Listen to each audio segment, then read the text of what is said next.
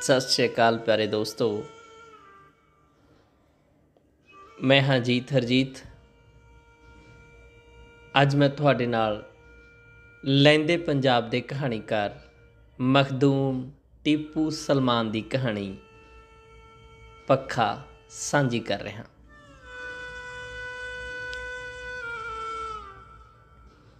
ਪੱਖਾ ਛੱਤ ਨਾਲ ਪੁੱਠਾ ਟੰਗਿਆ ਭੌਂਦਾ ਰਹਿੰਦਾ ਹੈ। ਚੱਲਦੇ ਨੂੰ ਵੇਖ ਕੇ ਜਾਪਦਾ ਹੈ ਤਿੰਨੇ ਪਰ ਇੱਕ ਦੂਜੇ ਪਿੱਛੇ ਨੱਸਦੇ ਨੇ। ਖਲੋਤੇ ਵਿੱਚ ਕੋਈ ਕਿਸੇ ਦੇ ਪਿੱਛੇ ਨਹੀਂ ਨੱਸਦਾ। ਬਿਜਲੀ ਬਿਨਾਂ ਪਰ ਬੰਦੇ ਦੇ ਪੁੱਤਰ ਬਣ ਕੇ ਰਹਿੰਦੇ ਨੇ, ਆਪਣੀ ਆਪਣੀ ਥਾਂ 'ਤੇ ਸਕੂਨ ਨਾਲ ਖਲੋਤੇ। ਬਟਨ ਦਬਦਿਆਂ ਹੀ ਭੌਂਤਰ ਜਾਂਦੇ। ਬੰਦ ਪੱਖਾ ਵੇਖ ਕੇ ਇਹ ਵੀ ਨਹੀਂ ਦੱਸਿਆ ਜਾ ਸਕਦਾ ਕਿ ਕੌਣ ਕਿਹਦੇ ਪਿੱਛੇ ਵੇ। ਇਹ ਤਾਂ ਪੱਖੇ ਦੀ ਚਾਲ ਹੀ ਦੱਸਦੀ ਏ ਕੌਣ ਅੱਗੇ ਹੋਵੇਗਾ ਤੇ ਕੌਣ ਪਿੱਛੇ। ਪਰ ਖਬਰੇ ਸਮਝਦੇ ਹੋਣ ਕਿ ਉਹ ਆਪਣੀ ਤਾਕਤ, ਮਿਹਨਤ ਤੇ ਲਗਨ ਨਾਲ ਅੱਗੇ ਨਿਕਲਦੇ ਨੇ। ਉਹਨਾਂ ਨੂੰ ਕੀ ਪਤਾ ਕਿ ਉਹ ਤੇ ਨਿਰੇ ਮਸ਼ੀਨੀ ਪੁਰਜੇ ਨੇ, ਜਿਨ੍ਹਾਂ ਦੇ ਹੱਥ ਪੱਲੇ ਭੌਂਦੇ ਰਹਿਣ ਦੇ ਸਿਵਾ ਕੁਝ ਵੀ ਨਹੀਂ।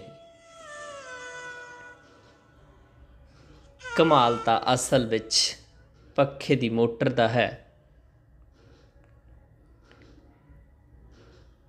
ਮੋਟਰ ਜਿਹਦੇ ਅੰਦਰ ਤਾਰਾਂ ਦੇ ਇੰਨੇ ਚੱਕਰ ਨੇ ਕਿ ਸਮਝਣ ਦੀ ਕੋਸ਼ਿਸ਼ ਕਰੋ ਤਾਂ ਆਪ ਨੂੰ ਚੱਕਰ ਆ ਜਾਣ।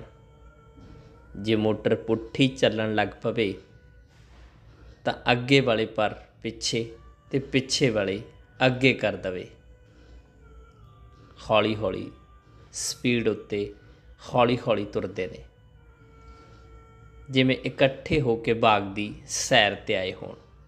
ਗੱਪਾਂ ਮਾਰਦੇ, ਆਪਣੀਆਂ ਲੁਕਾਈਆਂ ਹੋਈਆਂ ਬਿਮਾਰੀਆਂ ਅਤੇ ਪੀੜਾਂ ਆਪਣੇ ਅੰਦਰ ਢੋਂਦੇ।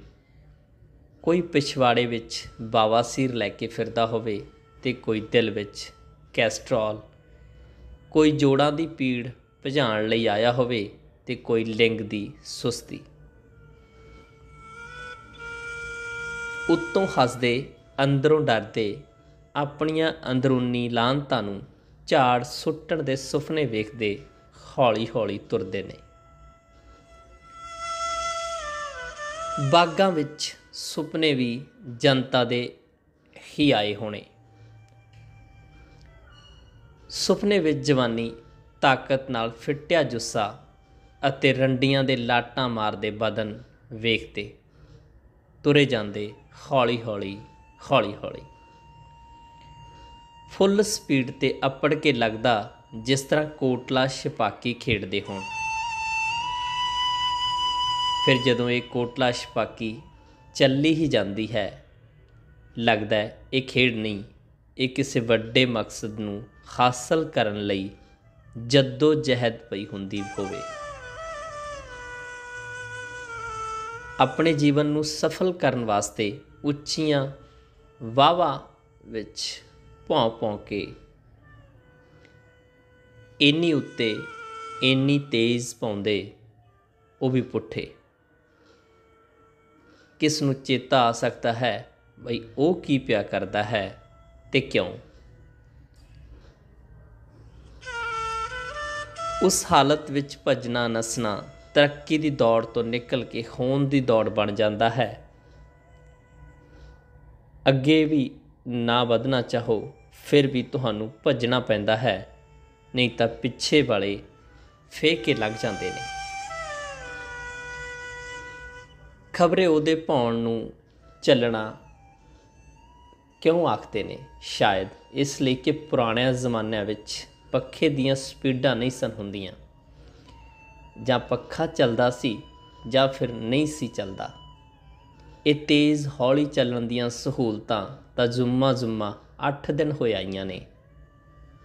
ਸਪੀਡਾਂ ਨਿਰੀਆਂ ਪੱਖਿਆਂ ਦੀ ਹੀ ਨਹੀਂ, ਕੰਟਰੋਲ ਹੋਈਆਂ ਬੰਦਿਆਂ ਦੀਆਂ ਵੀ ਹੋ ਗਈਆਂ ਨੇ।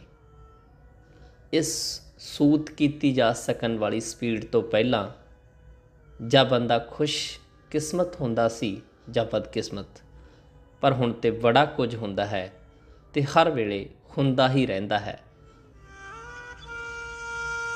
ਕਦੇ ਅੱਗੇ ਨਿਕਲ ਜਾਂਦਾ ਹੈ ਤੇ ਕਦੇ ਪਿੱਛੇ ਰਹਿ ਜਾਂਦਾ ਹੈ, ਕਦੀ ਉਤਾਂਹ ਨੂੰ ਨਿਕਲ ਜਾਂਦਾ ਹੈ ਤੇ ਕਦੇ ਥੱਲੇ ਨੂੰ ਡਿੱਗ ਪੈਂਦਾ ਹੈ।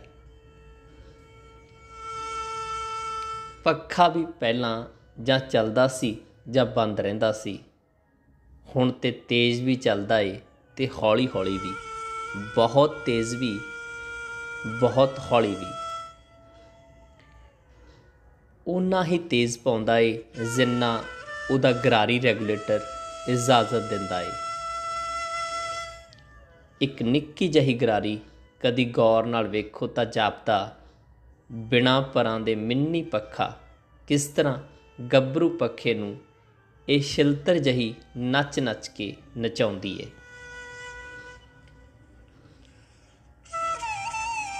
ਪਹਿਲਾਂ ਇਹ ਗਰਾਰੀ ਇੰਨੀ ਨਿੱਕੀ ਨਹੀਂ ਸੀ ਹੁੰਦੀ। ਇਹ ਕ੍ਰਿਸ਼ਮਾ ਵੀ ਅਸੀਂ ਸਾਇੰਸ ਤੋਂ ਕਰਾਇਆ ਏ। ਇਹ ਬਟਨ ਨਾਲ ਚੱਲਣ ਵਾਲਾ ਪੱਖਾ ਵੀ ਜਾਦੂਗਰੀ ਏ।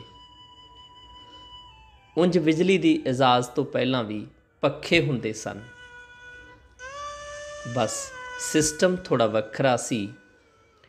ਮਸ਼ੀਨਾਂ ਉਸ ਵੇਲੇ ਵੀ ਹੁੰਦੀਆਂ ਸਨ, ਪਰ ਮੋਟਰਾਂ ਦੀ ਥਾਂ ਉਹਨਾਂ ਵਿੱਚ ਬੰਦੇ ਲੱਗਦੇ ਸਨ। ਇੰਨੇ ਕਾਬਲ ਨਹੀਂ ਸਨ ਹੁੰਦੇ ਉਹ ਵਾਲੇ ਪੁਰਾਣੇ ਪੱਖੇ। ਚੱਲਦੇ ਵੀ ਹੌਲੀ ਹੌਲੀ ਸਨ ਅਤੇ ਤੁਹਾਡੇ ਸੌਂ ਜਾਣ ਪਿੱਛੋਂ ਕਦੀ ਕਦਾਰ ਮੋਟਰ ਵੀ ਸੌਂ ਜਾਂਦੀ ਸੀ। ਕਈ ਵਾਰੀ ਮੋਟਰ ਥੱਕੀ ਹੁੰਦੀ ਸੀ, ਫਿਰ ਪੱਖੇ ਦਾ ਪਰ ਵੀ ਇੱਕ ਹੋਣ ਦਾ ਅਤੇ ਮੋਟਰ ਨਾਲ ਗਰਾਰੀ ਵੀ ਨਹੀਂ ਸੀ ਹੁੰਦੀ। ਸਪੀਡ ਤੇਜ਼ ਕਰਨ ਵਾਸਤੇ ਗਰਾਰੀ ਘੁਮਾਉਣ ਦੀ ਸਹੂਲਤ ਨਹੀਂ ਸੀ ਹੁੰਦੀ। ਬੜੀ ਖੇਚਲ ਕਰਨੀ ਪੈਂਦੀ ਸੀ। ਪਹਿਲਾਂ ਚੀਕ ਚੀਕ ਕੇ ਮੋਟਰ ਨੂੰ ਆਵਾਜ਼ਾਂ ਲਾਉਣੀਆਂ ਪੈਂਦੀਆਂ ਸਨ, ਅਤੇ ਜੇ ਮੋਟਰ ਦੀ ਅੱਖ ਲੱਗੀ ਹੋਵੇ ਤਾਂ ਬਿਸਤਰੇ ਤੋਂ ਉੱਠ ਕੇ ਕਮਰੇ ਦੇ ਬਾਹਰ ਪੱਖੇ ਦਾ ਰੱਸਾ ਫੜ ਕੇ ਸੁੱਤੀ ਪਈ ਮੋਟਰ ਦੇ ਢਿੱਡ ਵਿੱਚ ਠੁੱਡੇ ਮਾਰਨੇ ਪੈਂਦੇ ਸਨ। ਕਈ ਵਾਰੀ ਠੁੱਡੇ ਮੋਟਰ ਦੀ ਤਿੱਲੀ ਪਾੜ ਦਿੰਦੇ ਅਤੇ ਉਹ ਖੂਨ ਦੀ ਉਲਟੀ ਕਰਕੇ ਮਰ ਜਾਂਦੀ। ਪਹਿਲਾਂ ਵੀ ਪੱਖਿਆਂ ਦੀਆਂ ਸਪੀਡਾਂ ਬੰਦੇ ਮਾਰ ਦਿੰਦੀਆਂ ਸਨ ਅਤੇ ਹੁਣ ਵੀ। ਹੁਣ ਬਸ ਦਿਸਦਾ ਕੁਝ ਨਹੀਂ, ਨਾ ਠੁੱਡੇ ਨਾ ਖੂਨ ਦੀਆਂ ਉਲਟੀਆਂ, ਨਿਰੀ ਪੱਖੇ ਨਾਲ ਟੰਗੀ ਇੱਕ ਲੋਥ ਦਿਸਦੀ ਏ, ਪੁੱਠੇ ਟੰਗੇ ਪੱਖੇ ਨਾਲ ਲਮਕਦੀ ਸਿੱਧੀ ਲੋਥ। ਧੰਨਵਾਦ ਦੋਸਤੋ।